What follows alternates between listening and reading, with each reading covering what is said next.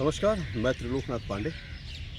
साथियों, आज मैं न्यू सरस्वती हाउस की ओर से आप तक पहुंचने की कोशिश कर रहा हूं। आप सोचेंगे आखिर ऐसा क्यों? जी हाँ, क्योंकि हमारे प्यारे विद्यार्थी जो हैं परीक्षा हेतु तैयार हैं, सज्ज हैं और कुछ टिप्स और ट्रिक्स आईसीएसई के विद्यार्थियों के लिए मैं साझा करना चाहता हूं। देखिए, पूरा प्रश्न पत्र जो है आपका वो 80 नंबर का है, 40 जो है वो भाषा है और बाकी का 40 जो है वो आपका साहित्य से है, अर्थात साहित्य सागर से है। उसी पर चर्चा करेंगे, जहाँ पर आप देखेंगे कि पहला 15 नंबर जो है वो है आपका निबंध।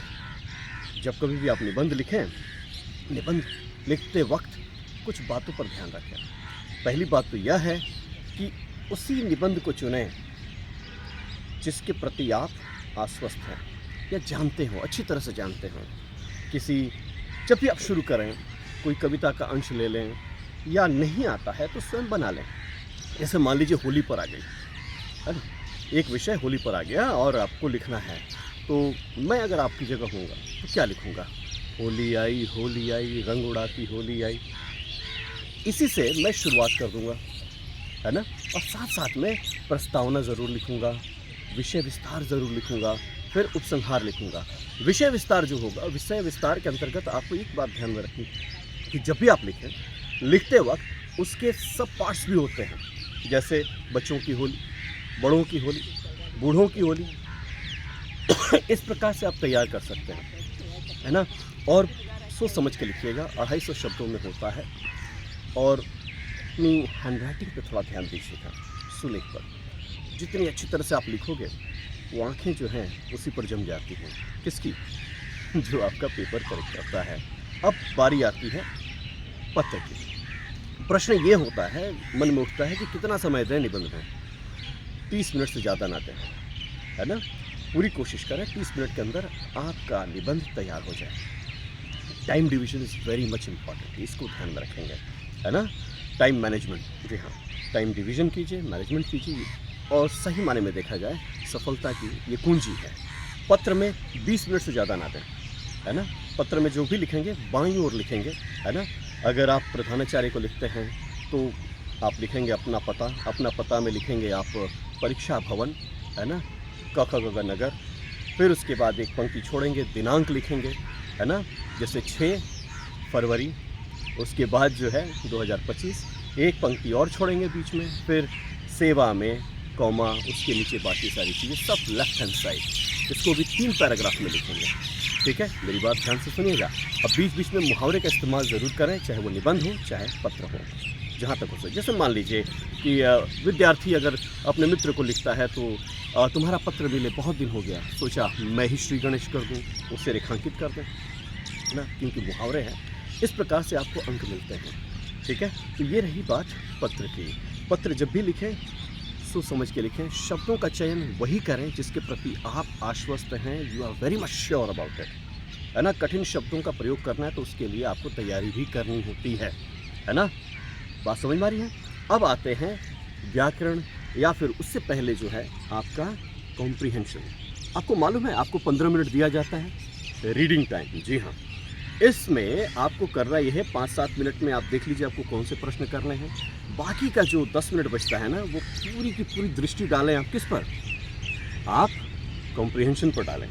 और जब आप अपठित गद्यांश कर रहे हैं, करते वक्त सबसे पहले प्रश्न पढ़ें, क्योंकि आपका दिमाग काम करना शुरू कर देता है। पहले प्रश्न पढ़ लें अपठित गद्यांश का, फिर उत्तर ढूंढने की कोशिश करें, परंतु याद रहे कहीं रेखांकित ना करें। बस आपको मालूम होना चाहिए कहाँ है उत्तर। और जैसे वो कहते हैं start writing, you may start with your comprehension self. तो 10 मिनट आपको ऑलरेडी मिल चुका है वहाँ पर, और बाकी का जो है 20 मिनट जो है आप यहाँ दे सकते हैं। क्यों?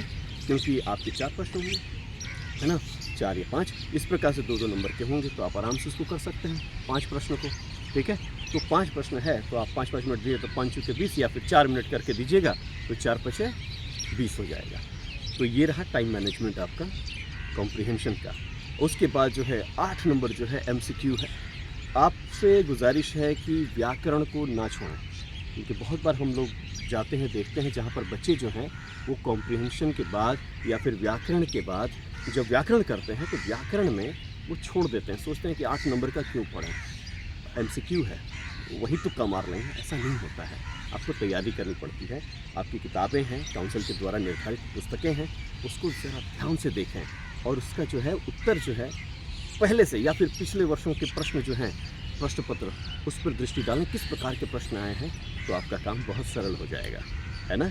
अब आते हैं, आपकी बारी आती है ये साहित्य सागर की। तो साहित्य सागर में आपको ध्यान में रखना है कि पाठ को बहुत अच्छी तरह से पढ़िए, प्रत्येक शब्दों को पढ़ें, पाठ को पढ़ें अच्छे से। पहले नहीं होता यूट्यूब पे सुने, है ना, नहीं होता है अपना ही मतलब कहते हैं ना कि वो अपना ऑडियो बुक बना ले, बोलकर पढ़कर फिर कान में लगाकर सुने, मस्त रहें, है ना। कहानी जितनी बार आप सुनेंगे उतनी आपकी अच्छी तैयारी भी होगी। और उसके बाद जहाँ तक सवाल आता है आपका कविता की भी वही कहानी है, कविता को अच्छे से पढ़िए, है ना। बहुत से ऐसी पुस्तकें हैं या फिर आपके शिक्षकों ने आपको बहुत अच्छी तरह से आपकी तैयारी करवाई होगी, उनकी बातों को ध्यान से सुनें, है ना। तैयारी करें, मन लगाकर पढ़ें।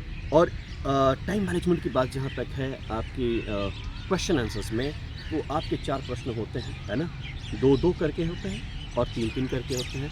2-2 नंबर वाले जो हैं, अर्थात वहाँ पे 2 पॉइंट्स आर रिक्वायर्ड। और जब भी आप लिखें पॉइंट वाइज लिखते हैं, एकदम क्लियर लिखें, एकदम साफ सुथरे तरीके से लिखें कि ये कीवर्ड्स है, वो वहीं पे आपको नंबर मिलता है, कीवर्ड्स भी मिलता है ना। तो इस पर आपको ध्यान में रखना है।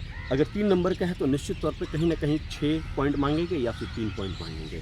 पॉइंट्स पर ही आपके अंक हैं, क्योंकि पॉइंट्स के ऊपर आपको टिक कर दिया जाता है, नंबर मिलता है ना। तो मन लगाकर पढ़ें। और सबसे बड़ी बात है इसमें समय कितना दें, तो 20 मिनट, 4-4 मिनट 2-2 नंबर वाले को दें और 5-5 मिनट जो है आपका वो 3-3 नंबर वाले को दें, है ना। 10 नंबर के प्रश्न होते हैं।